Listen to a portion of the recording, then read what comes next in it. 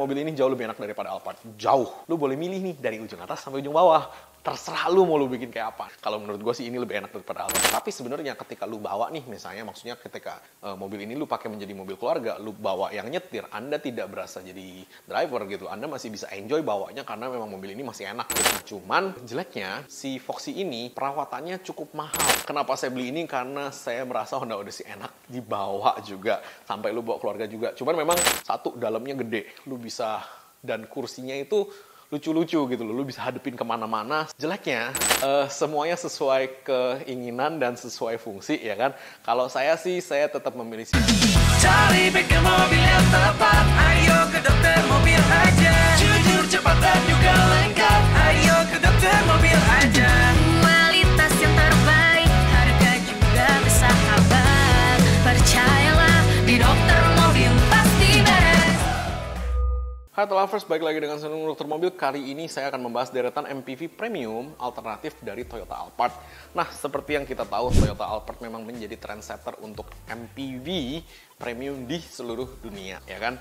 Jadi kayak mobil ini memang terkenalnya pertama dari Hong Kong sih. Gua taunya di Hong Kong ada duluan, kemudian masuk ke Indonesia, dan sempat dispute atas nama Alphard kalau nggak salah, karena dan mereka kan masukinnya Velfire dulu ya, kemudian abis itu baru jadi Alphard. Saya nggak tahu deh itu kenapa, ceritanya sih pasti ada dispute soal haki sih itu sih, cuman itu urusan mereka udah selesaikan semua. Nah, dimana memang orang-orang kaya kepengen duduknya lebih enak ya kan untuk sehari-harinya, dimana mobil ini memang didesain untuk menggunakan driver sehingga mementingkan kenyamanan di baris kedua, bangku tengahnya itu yang memang yang nomor satu kenyamanannya. Nah, dan memang Toyota Alphard sukses ya mendeliver di situ ya. Feature-nya bagus ya kan, legroomnya enak banget, headroomnya enak banget, duduknya lu super enak banget ya. Kalau di Toyota Alphard kaki-kakinya juga empuk, dan ya semua feature-nya menunjang lah. Itu semua positifnya. Downside-nya harganya luar biasa ekspensif. Semuanya sampai spare partnya juga. Jadi ya makanya kan orang banyak mencari alternatif. Sampai kompetitornya pun mengeluarkan semua alternatifnya. Kita ngomong Nissan dulu nih. Nissan mengeluarkan 2 mobil MPV di mana dia menyosor segmen yang sama dengan Alphard sama satu segmen di bawahnya lagi. Yang sama dengan Alphard, mereka punya Nissan Elgrand. di mana kalau Nissan Elgrand ini memang ditempelin ya par 11-12 sama Alphard untuk di Jepangnya. Karena memang semua feature-nya disamain, semua interiornya, segala macamnya, teknologinya disamain semua. Dan memang jujur ngomong sih, kalau menurut saya si Alphard lebih berhasil karena dia lebih mementingkan looks dan duduknya si passenger. Kalau si Elgrand ini masih setengah mementingkan driver. Jadi dia kasih engine yang lebih gede, itu dia duluan, si Elgrand duluan. Kemudian seat di tengah, mereka tidak sefuturistik atau secanggih si Alphard. Makanya untuk orang-orang kaya, mereka kurang memilih si Elgrand karena duduk di tengahnya memang masih lebih enak Alphard gitu. Tapi sebenarnya ketika lu bawa nih, misalnya maksudnya ketika mobil ini lu pakai menjadi mobil keluarga, lu bawa yang nyetir, Anda tidak berasa jadi driver gitu. Anda masih bisa enjoy bawanya karena memang mobil ini masih enak gitu loh untuk dibawa. Makanya dia masih bisa kalah dari Alphard. Cuman balik lagi, Anda harus bawa dulu ini mobil, baru Anda bisa ngerasain. Kalau menurut saya sih memang mobilnya tenaganya jauh lebih gede, dan kemudian handlingnya juga jauh lebih enak daripada Alphard karena dia masih aerodinamisnya masih lebih bagus. Nah, tapi Nissan spare partnya kalau untuk Elgrand ya susah. Bukannya hanya mahal, susah. Jadi kalau Alphard lu masih bisa dapet, kalau Elgrand kadang-kadang lu harus inden. Jadi makanya itu yang bikin orang nggak mau beli gitu loh. Nah, di bawahnya masih ada Serena, yaitu Serena yang kita tahu yang di harga 500 sampai 600 juta ya kan. Nah, Serena itu feature-nya memang udah bagus ya, yang paling baru ya kan. Kemudian bodinya juga mantap sih kalau menurut saya sih. Cuman kalau menurut saya engine-nya kekecilan. Makanya Serena ini banyak orang yang mengeluhkan lemot dan boros, karena memang menurut saya engine-nya kurang gede lah ya. Untuk mobil seberat itu, lu kasih engine cuman segitu tuh kurang dikit gitu loh. Lu gedein lagi dikit, harusnya itu mobil akan jauh lebih enak. Nah, tapi di Indonesia banyak orang yang suka karena memang cukup murah secondnya, dan memang masih enak dipakai, dan spare part ready available, cuman memang agak sedikit lebih mahal daripada yang lain. Nah, untuk di Toyota sendiri, dia mengeluarkan baby Alphard-nya yang namanya Toyota Foxy untuk menyasar segmen yang sama dengan si Nissan Serena. Nah, Toyota Foxy ini memang banyak peminatnya. Secondnya juga masih mahal karena memang banyak peminatnya. Di dalamnya juga cukup lega, cukup spacious, cukup luxurious. Cuman memang ya ada harga ada barang lah ya. Anda beli dengan harga segitu ya Anda dapat segitu. Menurut saya sih cukup sih. Nah, cuman jeleknya si Foxy ini perawatannya cukup mahal ketimbang si Serena. Makanya ya nggak banyak orang yang minat gitu loh. Makanya kan kayak di jalanan lu akan lebih banyak lihat Serena daripada Foxy gitu loh. Karena si Foxy itu filternya aja kita ngomong itu udah lebih mahal daripada si Serena. Filternya aja. Dan untuk buka filternya itu kita memerlukan kunci filter yang khusus. Makanya agak-agak mahal nih. Nah, untuk di Honda, kita punya Honda Odyssey. Saya juga ada Honda Odyssey. Kenapa saya beli ini? Karena saya merasa Honda Odyssey enak dibawa juga. Sampai lu bawa keluarga juga. Cuman memang duduk di tengahnya tidak seenak Alphard ya. Kalau di Alphard kan dia tinggi, gede gitu kan. Makanya lu duduk di tengah enak, tapi lu nggak enak bawanya. Karena memang lu udah kayak bawa mobil box sih sebenarnya sih lu bawa Alphard ini sih. Gede banget, tinggi banget. Nah, kalau Odyssey ini lebih rendah, lebih ramping juga. Dan duduk di dalam juga lumayan lah. Untuk duduk di tengah lu bawa anak-anak sih oke lah ya. Dan dia kan kelasnya kelas Elgrand kan.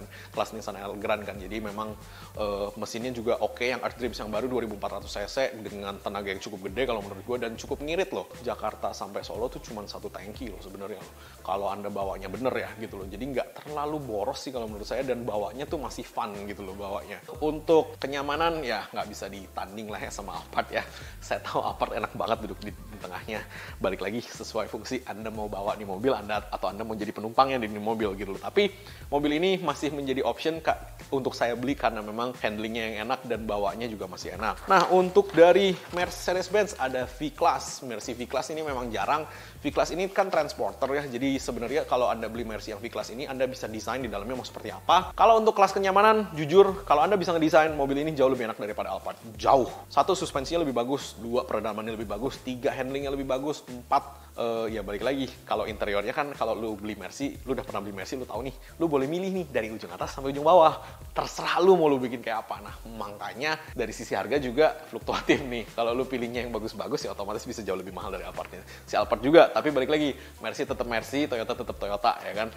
Kalau lu tahu Mercy khusus yang memang cukup orang-orang tertentu aja yang beli gitu loh. Dan kalau menurut gue sih ini lebih enak daripada Alphard menurut gue loh ya. Bisa jadi gue salah. Nah, kemudian ada Volkswagen Caravelle. Nah, ini juga sempat terkenal di kalangan banyak orang karena memang satu, dalamnya gede. Lu bisa, dan kursinya itu lucu-lucu gitu loh. Lu bisa hadepin kemana-mana sesuai suka-suka lu di zaman itu gitu loh. Jadi orang banyak beli gitu kan. Nah, jeleknya mobil ini emang cukup rewel. VW terkenal cukup rewel kalau lu perawatannya nggak bener. Karena memang VW ini panas ya gitu loh, dan di Indonesia itu kan udaranya lebih panas lagi, makanya dia lebih cepat rusak gitu loh. Dan memang ketika rusak nomor satu yang kena AC-nya duluan, itu udah biasa. Kita juga udah biasa ngurusin Volkswagen Caravelle ini AC-AC-nya memang. Cuman untuk tingkat kenyamanan, sorry to say, Alphard lebih nyaman daripada si Caravelle. Ini memang lebih keras, hanya saja hari itu ini adalah option kedua kalau lu nggak suka Alphard ya. Optionnya ini karena kursinya banyak, lu bisa belok-belokin kemana-mana, tapi kursinya tidak seenak Alphard. Balik lagi. Nah, yang terakhir dari Hyundai ada Hyundai H1. My personal favorite untuk yang diesel karena mesinnya oke banget, enak banget. Sebenarnya gue tadinya mau beli H1 dari sebelum Odyssey, cuman H1 lu kayak bawa dump truck gede bro, bener-bener gede. Jadi lu harus tahu haluannya, lu harus tahu kalau mundur ya kan, lu kayak bawa dump truck deh pokoknya deh. Jadi emang mobil ini sih sebenarnya untuk passenger sih, bukan untuk lu bawa kemana-mana. Cuman memang karena engine-nya gede, jadi lu bawa naik gunung, lu bawa keluar kota tuh enak. Dan diesel dia, ngirit banget. Jadi kalau ini kan engine-nya kan mirip, engine-nya kan sama Santa Fe ya. Jadi kan kita bisa remap bagus gitu loh hasilnya. Kemudian konsumsi BBM-nya juga bagus. Lu bisa pakai biosolar pun dia masih mau makan gitu kan. Yang penting filter solarnya lu ganti gitu kan. My personal favorite sih sebenarnya sih. Cuman ya gara-gara kemarin waktu test drive kok gue berasa kayak jadi supir dump truck lagi waktu di tambang ya. Jadi nggak jadi. Gue jadinya belinya Odyssey aja. Tapi balik lagi, semuanya sesuai keinginan dan sesuai fungsi ya kan.